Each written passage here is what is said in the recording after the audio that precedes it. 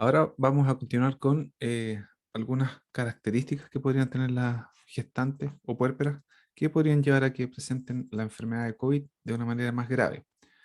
Sabemos que hay presencia de comorbilidades en varias embarazadas y específicamente cuando estamos frente a la presencia de hipertensión crónica, diabetes pregestacional, enfermedades cardiopulmonares o enfermedades renales, por ejemplo, o edades avanzadas, podrían ser condiciones que van a aumentar el riesgo de que se pueda manifestar el COVID-19 en una condición clínica más grave. Por lo tanto, se ha visto de que, no sé, pues, datos muestran que el 40% de las mujeres que murieron por COVID-19, ¿ya? Mujeres del grupo de puérperas y gestantes, el 40% de ellas tenía alguna condición de obesidad, diabetes o edad mayor de 40 años. Por lo tanto, como hay peores resultados en estos grupos de mujeres, en esta población, es súper importante considerar cuál es el impacto potencial de las alteraciones que nosotros vamos a ir encontrando durante la gestación para anteponernos a eventuales complicaciones que van a aparecer después en el periodo del puerperio. Dentro de las complicaciones del puerperio, me voy a centrar principalmente en las relacionadas con las alteraciones de la coagulación, específicamente entre enfermedades tromboembólicas venosas y las otras que son derivadas de la misma, que es el tromboembolismo pulmonar. Sabemos que se ha determinado de que en general la mujer embarazada, ¿ya?, tiene algunos cambios fisiológicos durante su gestación y estos pueden ser, por ejemplo, cambios en el sistema hemostático, cambios hormonales, éstasis venoso a nivel de las extremidades inferiores y hacen que la condición del embarazo sea una condición de un estado protrombótico. Por lo tanto, podría ser inclusive que el COVID-19 sea un riesgo elevado aún más para estas complicaciones tromboembólicas durante el embarazo. Se hacen evaluaciones del riesgo de tromboembolismo y específicamente hay una evaluación que se conoce como el score de Wells, y ese score de Wells o puntaje de Wells se evalúan puntos, ¿ya? Y por cada uno de los parámetros que se evalúan se van sumando puntos. Cuando hay más de 3 puntos, la verdad es que se recomienda el uso de heparina profiláctica, ¿ya? Porque hay un alto riesgo de que se pueda producir un tromboembolismo venoso. Por lo tanto, se da heparina profiláctica en estos casos en las mujeres, ya sea que estén en el periodo del embarazo o después en el nacimiento, después del nacimiento, principalmente para evitar las complicaciones que están ahí descritas. Sabemos que en el embarazo de por sí, a pesar de que es raro, 1 de cada 1000 embarazos, pueden presentar trombosis venosa profunda, ¿ya? Ahora, si lo comparamos con el grupo de mujeres no embarazadas, las embarazadas presentan 5 veces más riesgo de presentar esta trombosis venosa profunda comparadas con mujeres no embarazadas de la misma edad. Por lo tanto, hay que tener mucha atención en el manejo de estas complicaciones y en cómo reconocerlos de forma oportuna. Sabemos que fisiológicamente durante el embarazo los niveles en sangre de varias proteínas van variando. Principalmente hay factores de coagulación, ya factores 2, 7, 8 y 10 que están notablemente elevados. Aumenta la generación de fibrina, los niveles de proteína S anticoagulante disminuyen, la actividad fibrinolítica también disminuye y a menudo se encuentra una resistencia a la proteína C activa, a la proteína C activa. Por lo tanto, la éstasis venosa que se produce durante el primer trimestre y alcanza el máximo pic ya cerca de las 36 semanas de gestación, hace de que se produzca una dilatación venosa que está inducida por la progesterona y eso lo que hace está produciendo una compresión venosa pélvica por el útero y por lo tanto puede hacer de que en el embarazo sea normal que encontremos algunas citoquinas circulantes y factores de crecimiento que podrían contribuir a a la descomposición de la monocapa endotelial. Por lo tanto, cuando vemos que aumenta el volumen sanguíneo, que aumenta el diámetro de los vasos, esto causa una deformación de los vasos sanguíneos y potencialmente conduce a un daño vascular. ¿Por qué es tan importante entender eso?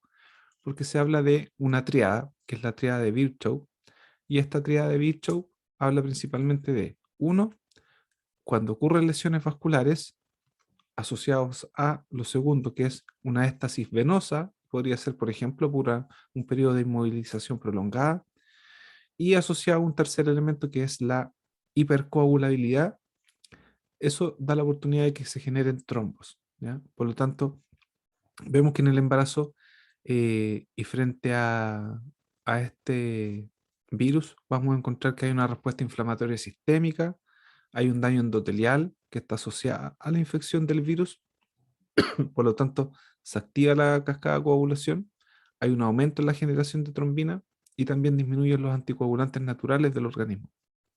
Por lo tanto, la replicación del virus va a ir desencadenando que se activen complementos que sean capaces de, por ejemplo, reclutar neutrófilos, macrófagos, linfocitos. Por lo tanto, lo que vamos a estar viendo aquí es que hay una liberación masiva de citoquinas proinflamatorias.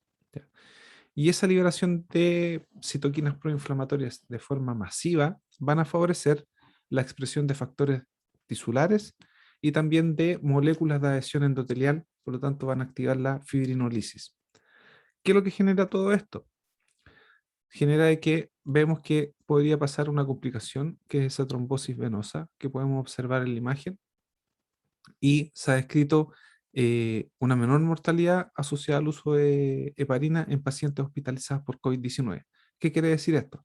Que el uso de la heparina, de este anticoagulante, va a prevenir la aparición de este tipo de complicaciones. Por lo tanto, muchos de los protocolos internacionales incluyen la administración de heparina como parte del manejo para las embarazadas o puérperas que presenten estos riesgos elevados de presentar un tromboembolismo venoso.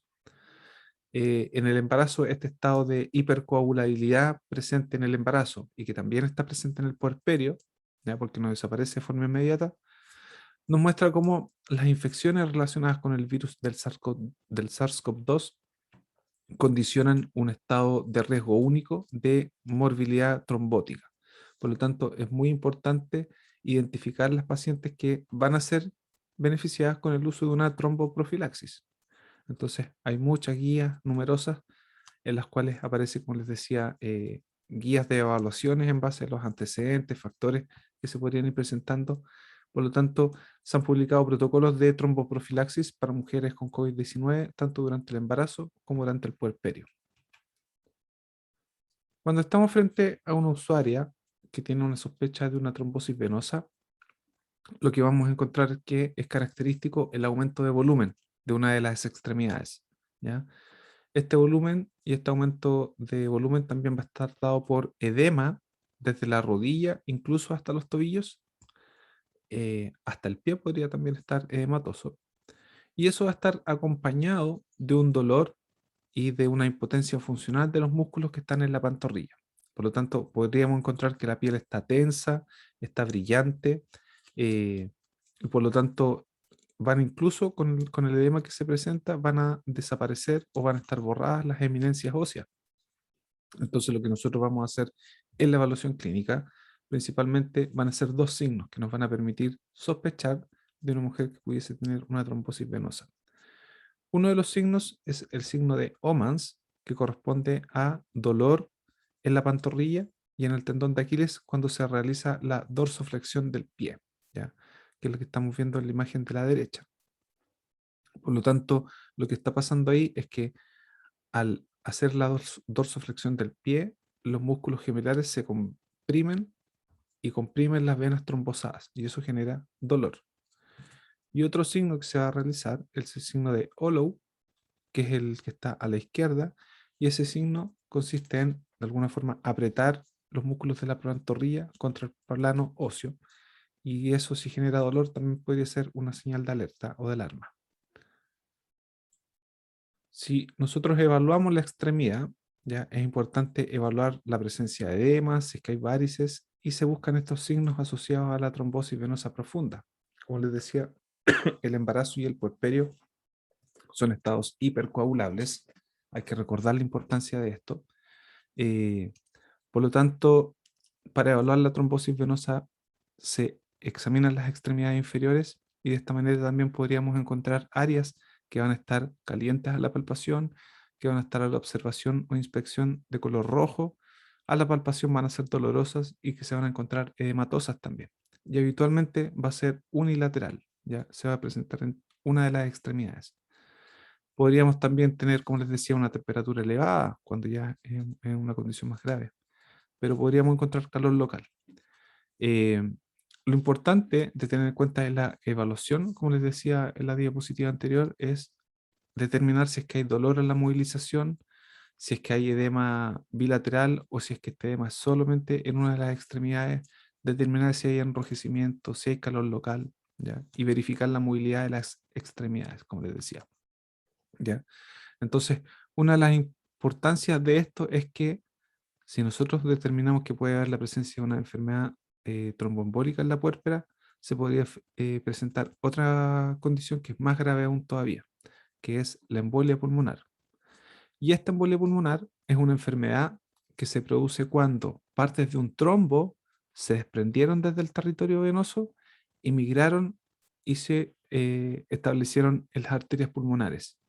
En la mayoría de los casos, los émbolos proceden a una trombosis venosa profunda en las extremidades inferiores. O sea, una trombosis venosa profunda en extremidades inferiores, como la que vimos en la imagen anterior, aquí donde se veía la extremidad izquierda, edematosa, de color rojo, aumentada de volumen. Desde ahí se podría desprender ese trombo, migrar y viajar hacia el territorio pulmonar. eh, y es una complicación grave que se podría presentar. Dentro de la incidencia, sabemos que la incidencia para tromboembolismo pulmonar en mujeres embarazadas, comparada también con mujeres no embarazadas, también es elevada, ¿ya? Y como les decía, esta condición de embarazo y puerperio lleva a que se den complicaciones tromboembólicas. Afortunadamente no son tan frecuentes, pero si uno lo compara con la población general, sí es mayor su prevalencia.